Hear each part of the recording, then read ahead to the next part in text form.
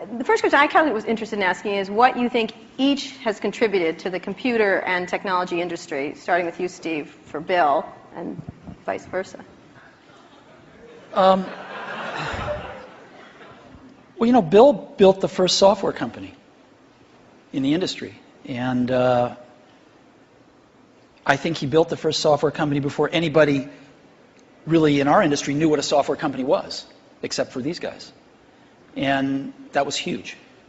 That was really huge. And the business model that they ended up pursuing turned out to be the one that worked really well, for the industry. Mm-hmm. So I think, but the biggest thing was Bill was really focused on software before almost anybody else had a clue that it was really the software.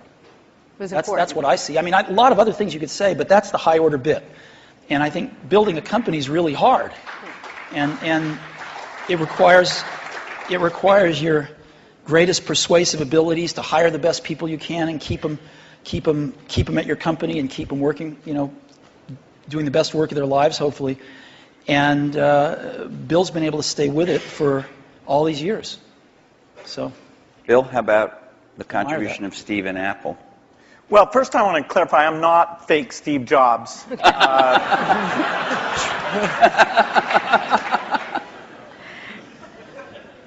What Steve's done is quite phenomenal. If you look back to 1977, that Apple II computer, the idea that it would be a mass market machine, the bet that was made there by Apple uniquely, there were other people with products, but the idea that this could be an incredible, empowering phenomena, Apple pursued that dream.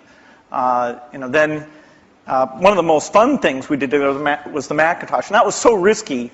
People may not remember that Apple really bet the company.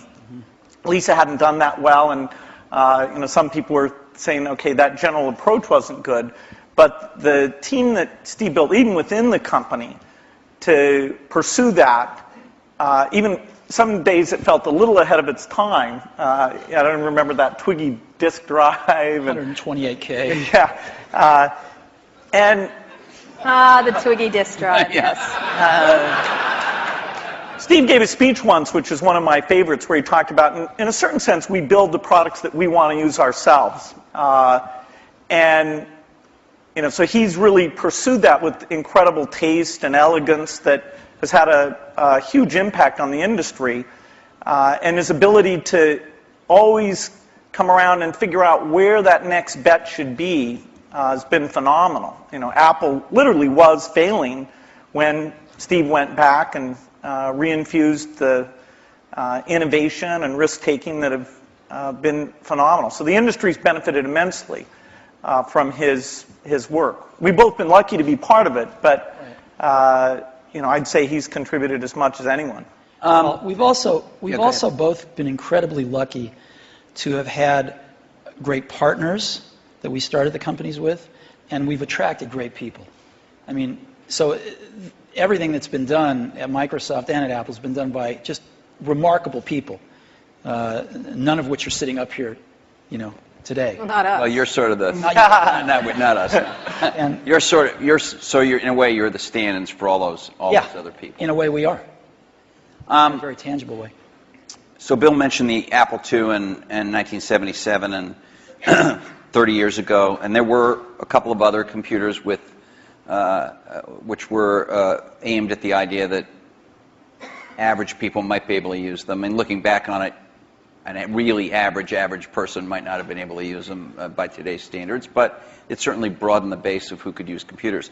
I actually looked at an Apple ad from 1978. It was a print ad that shows you how ancient it was, and it said thousands of people have discovered the Apple computer. Thousands of people.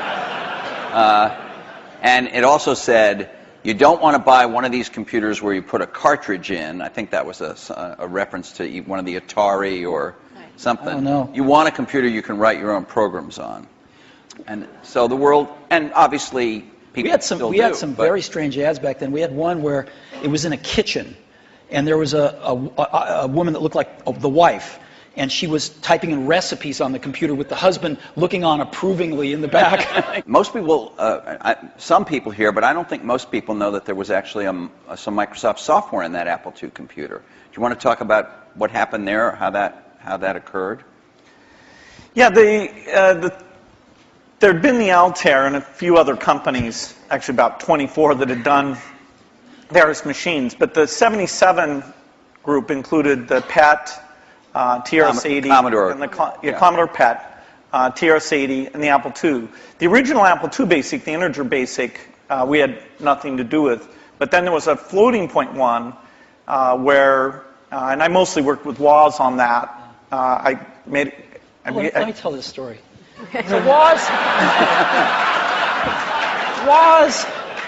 my partner, we started out with this guy named Steve Wozniak, brilliant, brilliant guy. He writes this BASIC that is like the best BASIC on the planet. It does stuff that no other BASIC's ever done. You don't have to run it to find your error messages. It finds them when you type it in and stuff. It's perfect in every way, except for one thing, which is it's just fixed point, right? It's not floating point. And so we're getting a lot of input that people want this BASIC to be floating point.